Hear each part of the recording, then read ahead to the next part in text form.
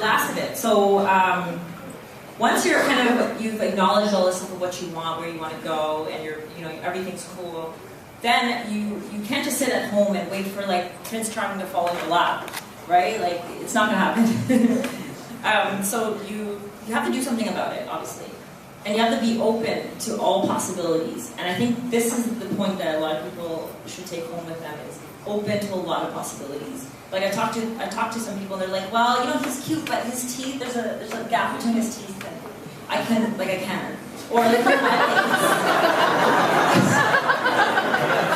or like, there's. I think someone's speaking from personal experience.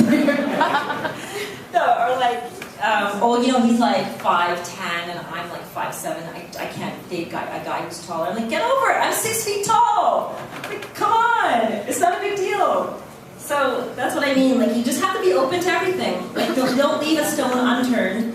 You can't judge a book by its cover. Like, it's not like, you just have to be a lot more open than what you are.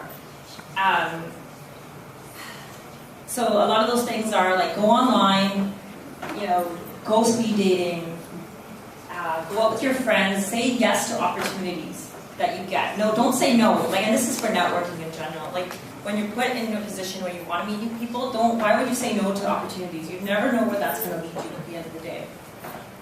And I wanted to put the example of rock climbing on it, because I find rock climbing to be kind of like a really cool way as like a date or like a group date. I don't know, I just find it kind of sexy for some reason.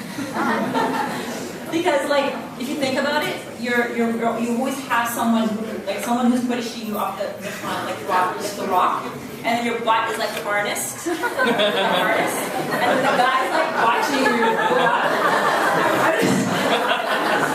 I just find like that's a really cool way to get to know someone, right?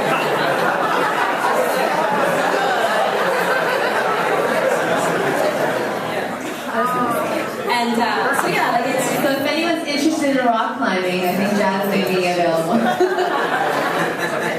So, but you know what? Maybe there's people here who kind of realize, no, you know what? I don't want a relationship. Like, actually, I'm happy being single. Like, whatever, right?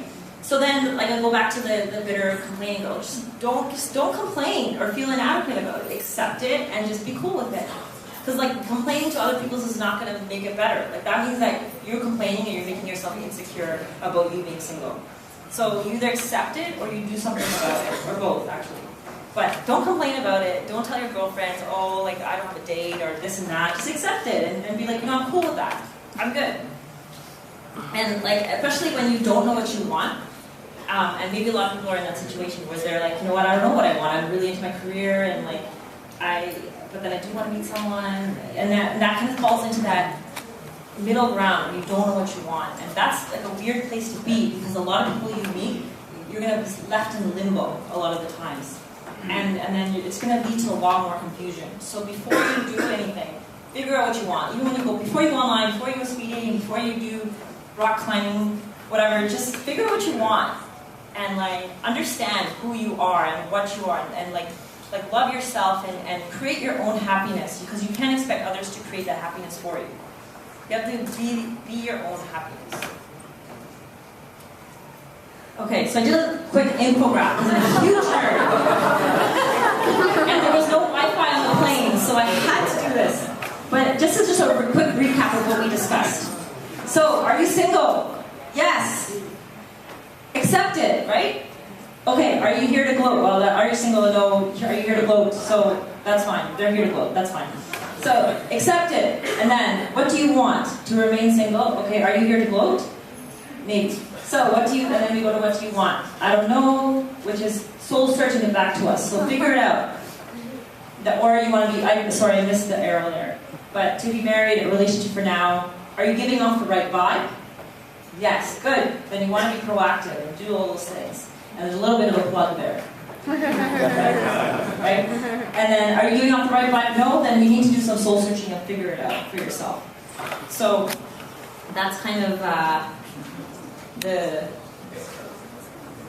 talking part of the presentation. You can be my friend. I'm all over the net. I'd love to talk on Twitter, and like you can read my blog, and like Facebook, LinkedIn, Foursquare, whatever, everything. Like, just hit me up. We really like to have a conversation about single dating relationships, taking out for coffee, dinner. I'll be accepting marriage proposals at the exit sign.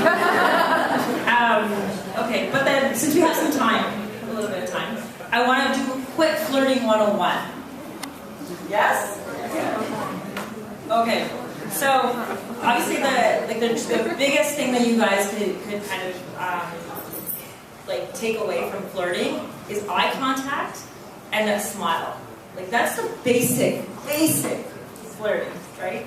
And I know that like I see a lot of people smiling at themselves right now. So like that's basic, and I find that, and I do talk about this a lot. And it was how when we grew up, our parents kind of shunned us away from talking to the opposite sex. A lot of people probably agree with me. No? Yeah? Yes. Okay. Well, okay, I'll talk from my experience. My parents didn't want me to talk to guys ever. So and so it was awkward. Like I never saw and then they were not very affectionate at all. So when you grow up in that kind of environment, you have no idea about relationship, love, dating, nothing until you're in university and you're like, what the hell? Sorry. And then you kind of pick up the pieces of your dating life, and everything comes so fast, and you're like, oh my god, I have no idea what the hell I'm doing. And then so a lot of times when a guy tries to approach you, you kind of look down and you're just like, why is this guy looking at me? I don't know what's going on. Should I smile? Maybe if I look away, he'll come over to me. No! You know, like it doesn't happen, and I find a lot of. But it works in Bollywood movies. Yeah. Yeah. Or if you're like behind a cow in the field, right?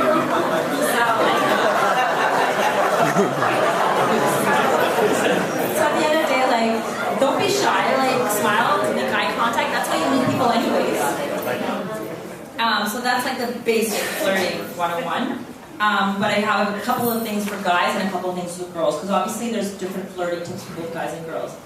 So for guys, the guy should always kind of be the approacher. I know there's some people who are like a little more feminist, or like guys are like, no, I like girls. No, the guy should be kind of the approacher in most situations. So the best way, like, you don't want to go up to a girl and be like, hey, like, I like your hair, like, no. You want to go up to her and like ask her something not related to the girl, but something around you. Like, you're at NetIP, so this is perfect, right? What did you think of the session is a good question, but you can go into it. Like, what did you think of when she said this, this, and this? Like, because then it creates kind of that, oh, this guy's actually smart. I mean, he kind of cares about my opinion. Wow, like, that's cool. You know, like, it creates more of a conversation. And you're looking at her, you're smiling, you're making eye contact. There's good, right? And then at the other hand, the girl should be kind of coy and mysterious. It's like, this is like... But not too mysterious, because I know the guys complain that sometimes we think they're mind readers. Yeah, well, you know what? You have to... Come on.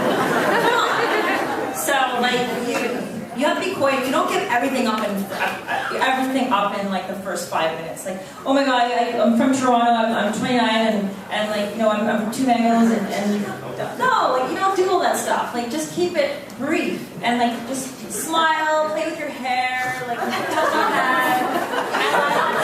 And like, ultimately, the guys aren't really listening to what you're saying, anyways, right?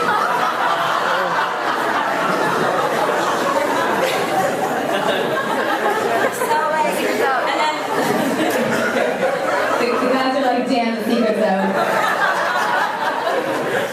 Okay, so at the end, you have a quick little conversation. It's cool, the girl's mysterious, whatever. Because like the guys ultimately like a chase or whatever. So you can't give everything up because then they get bored, and there's a whole philosophy behind that. So basically, what you do is you keep it short, get the contact info, and get it. That's it. And like that's it. Like, can I have your number? Cool. I'll talk to you in a few days. Keep it short. That's it. Like. And this works better at a bar or whatever, like when you meet someone randomly.